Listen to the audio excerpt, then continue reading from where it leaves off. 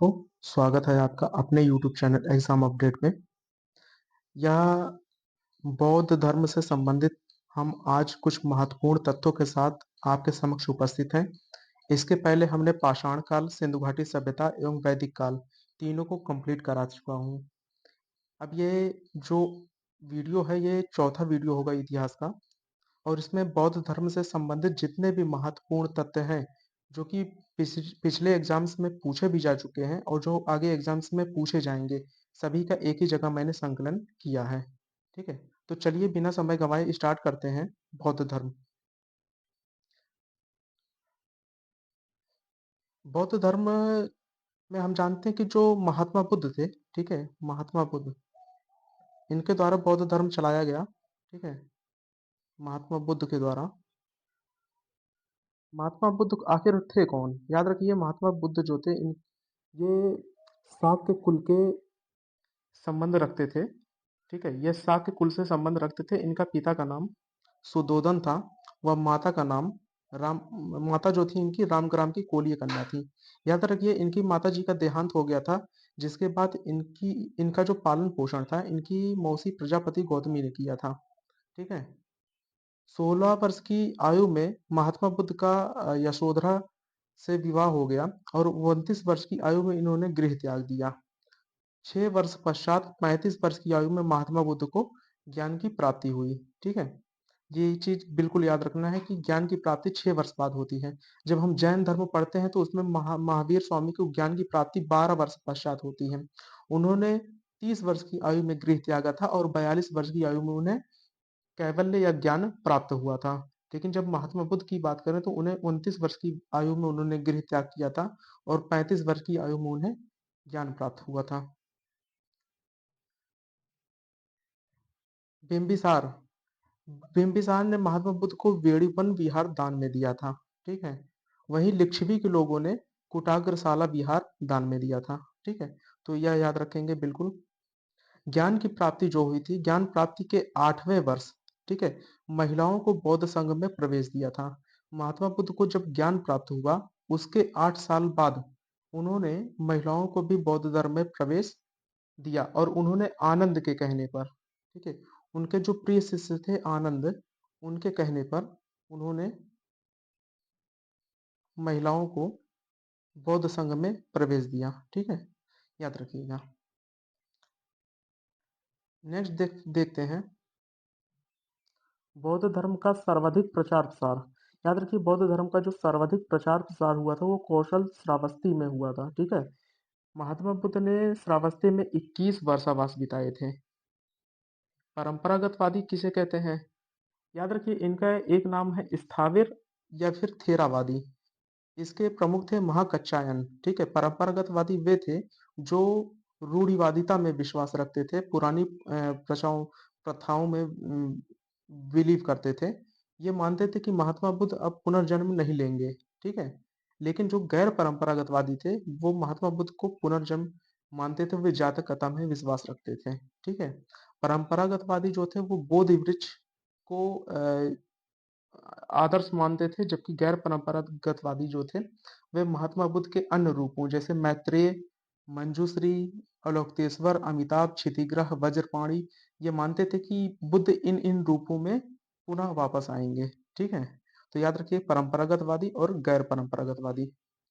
गैर परंपरागतवादी जो थे इन्हें महासांघिक भी कहा जाता है, और इनके जो प्रमुख थे ये थे महाकश्यप। ठीक है, और महाकश्यप जो थे वो प्रथम बौद्ध संगीत के अध्यक्ष भी थे। वैभाषिकों की उत्पत्ति। याद रखिए, वैभाषिकों की जो उत्पत्ति हुई थी वो कश्मीर से हुई थी।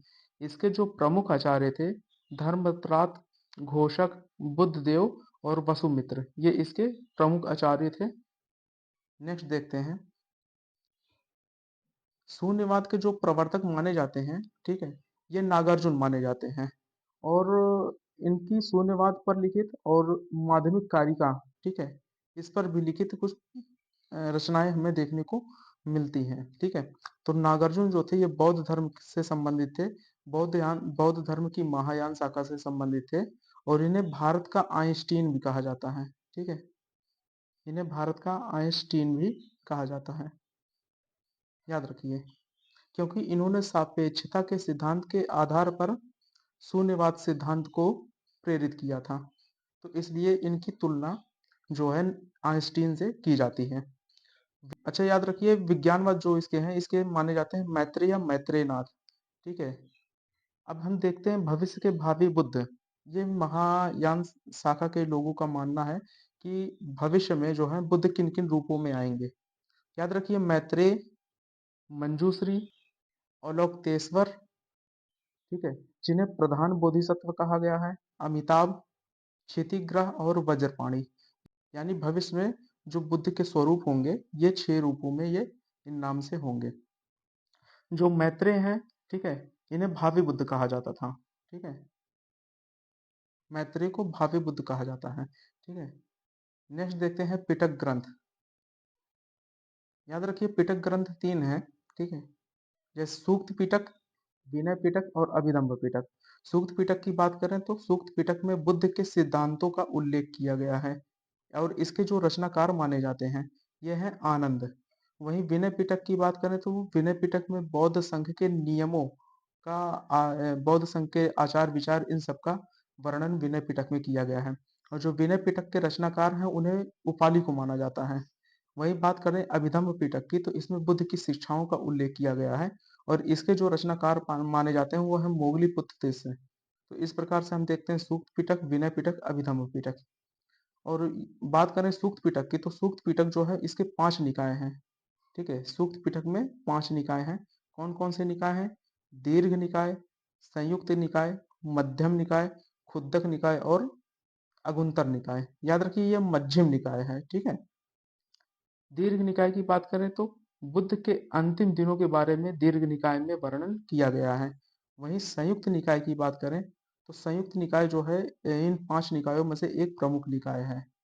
मध्यम निकाय, इसमें कर्म की संक्षिप्त व्याख्या की गई है। खुद्दक निकाय यह भी एक प्रमुख निकाय है।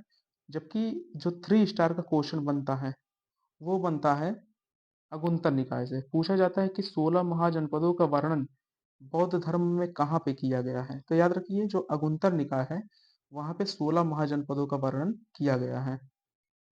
नेक्स्ट देखते हैं विशुद्धि मग। याद रखिए जो बुद्ध घोष की रचना थी वह है विशुद्धि मग। ठीक है, यह बुद्ध घोष द्वारा रचित एक रचना है। जबकि बात करें अभिधम्म कोश की तो अभिधम्म कोश के जो रचनाकार हैं वो वसुबंधु को माना जाता है। कुछ इंपॉर्टेंट फैक्ट हैं इन्हें हमें देखना है। स्तूपों का जो वर्णन सबसे पहले कहाँ पे है? यह एग्जाम्स में पूछा गया क्वेश्चन है। ठीक है, और इन फ्यूचर यह एग्जाम्स में पुनः पूछा जा सकता है। तो याद रखिए जो स्तूपों का जो सबसे पहले वर्णन किया गया है वो कहाँ किया गया है? ऋग्वेद में किया गया है। ठीक है, कहाँ पे? ऋग्वेद में। याद रखिए स्तूप का अन्य कहाँ कहाँ वर्णन किया गया है ऋग्वेद के साथ साथ? तो स्तूपों का अथर्ववेद में, वाजसनेयी संहिता में, तैत्तिरीय ब्राह्मण संहिता में, पंचविश ब्राह्मण संहिता में भी उल्लेख हमें देखने को मिलता है। इनमें यदि बात करें तो सबसे प्रमुख है सांची का स्तूप। सांची का स्तूप, ठीक है, जो कि मध्य प्रदेश में स्थित है, मध्य प्रदेश में सांची का स्तूप। नेक्स्ट देखते हैं बौद्ध धर्म की कौन कौन सी शाखाएं थी? तो याद रखिए बौद्ध धर्म की जो 2 प्रमुख शाखाएं हैं वह है हीनयान और एक है महायान। तो हीनयान जो है इसे स्थाविर या जंगम कहा जाता है। वहीं महायान को परिवर्तनवादी भी माना जाता है। ठीक है, तो हीनयान जो है स्थाविर है अर्थात ये रूढ़िवादिता में विश्वास रखते हैं जबकि महायान परिवर्तनवादिता में विश्वास रखते हैं। हीनयान को पुनः 2 शाखाओं में बांटा गया। ठीक है, सौतांत्रिक और वैभाषिक। याद रखें हीनयान जो 2 शाखाओं में बटा है, एक है सौतांत्रिक और एक है वैभाषिक। वहीं महायान का जो शाखाएं हैं वो है शून्यवाद और योगाचार्य। याद रखिए यही शून्यवाद के जो प्रवर्तक हैं वो नागार्जुन माने जाते हैं। नेक्स्ट देखते हैं कि बौद्ध धर्म अन्य किन किन शाखाओं में विभाजित हुआ। तो याद रखिए 6वीं शताब्दी में बौद्ध धर्म का एक नई शाखा प्रचलित हुई जिसे वज्रयान कहते हैं। ठीक है, 10वीं शताब्दी के आसपास जो है कालचक्रायन शाखा का विकास हुआ। जबकि आगे चलकर सहजयान शाखा का विकास हमें देखने को मिलता है। एक बहुत ही इंटरेस्टिंग फैक्ट है और यह बहुत कम लोग जानते हैं कि doctor B R Ambedkar, doctor Baba Saheb Bhimrao Ambedkar ji द्वारा एक बौद्ध धर्म की शाखा शुरू की गई थी। ठीक है, तो याद रखिए जो doctor B R Ambedkar ji द्वारा एक बौद्ध धर्म की शाखा की गई थी, उसका नाम है नवयान बौद्ध धर्म। ठीक है, वह नवयान बौद्ध धर्म है। या 3 स्टार का क्वेश्चन बन सकता है इन फ्यूचर किसी भी एग्जाम्स में कि नवयान बौद्ध धर्म का संबंध किससे है। याद रखिए doctor B R Ambedkar ji से है। 1956 में यह शाखा शुरू की गई थी। नेक्स्ट देखते हैं हीनयान का आदर्श। याद रखिए हीनयान जो शाखा है इसका जो आदर्श है अहरत प्राप्त करना। ठीक है, और वही महायान शाखा की बात करें तो इसका जो उद्देश्य है बोधिसत्व प्राप्त करना। ठीक है, तो हीनयान का अहरत प्राप्त करना, वही महायान शाखा का उद्देश्य है बोधिसत्व प्राप्त करना। कुछ इंपॉर्टेंट फैक्ट यहाँ पे दिए गए हैं। महापरिनिर्वाण, याद रखिए महात्मा बुद्ध को महापरिनिर्वाण कहाँ प्राप्त हुआ था, तो यह प्राप्त हुआ था कुशीनगर में। जो महात्मा बुद्ध का महापरिनिर्वाण मंदिर का निर्माण किया गया है। और याद रखिए जो बौद्ध सर्किट यूपी में बनाया जा रहा है उसमें कुशीनगर शामिल है। ठीक है, नेक्स्ट देखते हैं बुद्ध की अवस्थाएं एवं प्रतीक। बुद्ध की किन किन अवस्थाओं को किन किन प्रतीकों से दर्शाया गया है। याद रखिए गर्भ में प्रवेश, यानी कि जब महात्मा बुद्ध अपनी माता के गर्भ में प्रवेश करते हैं तो इस स्थिति को हाथी से दर्शाया गया है। जन्म कमल से दर्शाया गया है। गृह त्याग, यानी कि जब वे घर को त्यागते हैं ज्ञान प्राप्ति के लिए, इस घटना को कहा गया महाविनिष्क्रमण। ठीक है, तो उसे घोड़े से दर्शाया गया है। ज्ञान प्राप्ति की बात करें, याद रखिए ज्ञान प्राप्ति को जो दर्शाया गया है वो दिखाया गया है बोधि वृक्ष से। ठीक है, बोधि वृक्ष से, सिंह नहीं होगा। ठीक है, सिंह जो होगा वो प्रथम उपदेश को दर्शाया गया है। ठीक है, मृत्यु की बात करें तो मृत्यु को महापरिनिर्वाण से दर्शाया गया है। ठीक है, जिसका संकेत है पदचिन्ह। नेक्स्ट देखते हैं बुद्ध के सांख्य गुरु कौन थे। याद रखिए बुद्ध के जो सांख्य गुरु थे वो थे अलार कलाम। लेकिन यदि बात करें बुद्ध के आध्यात्मिक शिक्षक की तो वे थे रुद्रक राम पुत्र। ठीक है, कहीं कहीं इनका नाम उद्यक राम पुत्र भी मिलता है। तो सांख्य गुरु थे अलार कलाम, व आध्यात्मिक शिक्षक थे उद्यक राम पुत्र। नेक्स्ट देखते हैं निर्वाण का अर्थ क्या होता है। याद रखिए निर्वाण का अर्थ है मोक्ष की प्राप्ति। ठीक है, अष्टांगिक मार्ग, अष्टांगिक मार्ग जो है वो निर्वाण प्राप्ति में काफी सहायक है। मोक्ष की प्राप्ति का इसे साधन माना गया है। ठीक है, और अष्टांगिक मार्ग को ही भिक्षुओं का कल्याण मित्र भी कहा जाता है। तो याद रखिए अष्टांगिक मार्ग में क्या क्या शामिल है। सम्यक दृष्टि, सम्यक संकल्प, सम्यक वाक, सम्यक आजीव, सम्यक कर्मांत, सम्यक स्मृति व सम्यक समाधि। ये जितने भी ये हैं, ठीक है, सम्यक दृष्टि, सम्यक संकल्प, सम्यक वाक, आजीव, कर्मांत, स्मृति, समाधि, ये अष्टांगिक मार्ग हैं। और ये अष्टांगिक मार्ग जो है वो मोक्ष प्राप्ति के साधन माने जाते हैं। बुद्ध के 4 आर्य सत्य कौन कौन से हैं। तो बुद्ध के जो 4 आर्य सत्य हैं ये माना गया है दुख को। ठीक है, दुख, दुख है तो दुख का कारण भी होगा। और दुख निरोध अर्थात दुख को दूर किया जा सकता है। और दुख निरोध ग्रामनी प्रतिपदा अर्थात दुख दूर करने के साधन उपलब्ध हैं और वह है अष्टांगिक मार्ग। ठीक है, तो यह जीवन माना जाता है कि इसमें जीवन में उतार चढ़ाव और उतार दोनों आते रहते हैं समय समय पर। जो चढ़ाव होता है उसे उत्सर्पणी या चढ़ाव कहा जाता है, जबकि जो जीवन में जो उतार आते हैं उन्हें अवसर्पणी कहा जाता है। ठीक है, तो मनुष्य का जीवन जो है उतार एवं चढ़ावों से बना हुआ है। नेक्स्ट देखते हैं बुद्ध के निर्वाण, बुद्ध को निर्वाण कहाँ प्राप्त हुआ। याद रखिए बोध गया में बुद्ध को निर्वाण प्राप्त हुआ। महात्मा बुद्ध ने अपना अंतिम वर्षावास कहाँ बिताया, तो महात्मा बुद्ध ने अपना अंतिम वर्षावास वैशाली में बिताया। सबसे अधिक वर्षावास महात्मा बुद्ध ने कहाँ पर बिताए, तो ये सबसे अधिक वर्षावास, सबसे अधिक उपदेश कहाँ पे दिए, श्रावस्ती में दिए थे। ठीक है, 21 वर्षावास महात्मा बुद्ध ने बिताया था। यदि बात करते हैं सप्तपर्णी गुफा की, तो सप्तपर्णी गुफा कहाँ पर स्थित है, यह राजगृह में स्थित है। पर्वन समारोह किसे कहते हैं, बौद्ध बौद्ध भिक्षु जो हैं अपने द्वारा किए गए अपराधों की क्षमा मांगते हैं। ठीक है, यही ये इस परवन समारोह में जो वर्ष भर उनके द्वारा जो अपराध किए जाते हैं जाने अनजाने, उसकी वे क्षमा मांगते हैं। विश्व का सबसे ऊंचा विश्व शांति स्तूप कहाँ स्थित है? तो याद रखिए, विश्व का जो सबसे ऊंचा विश्व शांति स्तूप है, ये बिहार राजगीर में स्थित है। यह जो प्रश्न है बिहार पीसीएस के लिए भी इम्पोर्टेंट है और साथ ही साथ यूपी पीसीएस के लिए भी इम्पोर्टेंट है। नेक्स्ट देखते हैं अनात्मवाद सिद्धांत। अनात्मवाद यानी कि आत्मा में विश्वास न करना। तो बौद्ध दर्शन जो है बुद्ध के प्रतीत समुत्पाद सिद्धांत से यह सिद्ध होता है कि आत्मा जो है उसका कोई अस्तित्व नहीं है। ठीक है, यानी कि ये आत्मा में विश्वास नहीं रखते थे। लेकिन बौद्ध धर्म की महायान शाखा पुनर्जन्म में विश्वास रखती थी।